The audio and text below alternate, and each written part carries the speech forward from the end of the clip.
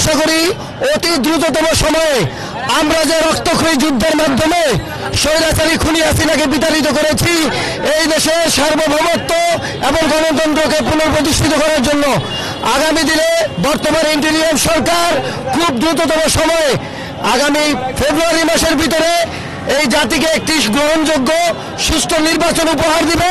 এই দেশের মানুষ তাদের ভাগ্য নির্ধারণ করবে আগামী দিনে এই দেশে কে রাষ্ট্র পরিচালনা করবে। আমরা প্রত্যাশা করি দেশনেত্রী বেগম খালেদা জিয়া, দেশনায়ক তারেক রহমানের নেতৃত্বে আগামী দিনে বাংলাদেশ এগিয়ে যাবে ইনশাআল্লাহ। মোহাম্মদ সাইদুল হক মামুন, আদাবর থানা যুবদল, সাবেক যুগ্ম সাধারণ সম্পাদক, ঢাকা মহানগর পশ্চিম ছাত্রদল। মুক্ত শেষ হয়নি যুদ্ধ।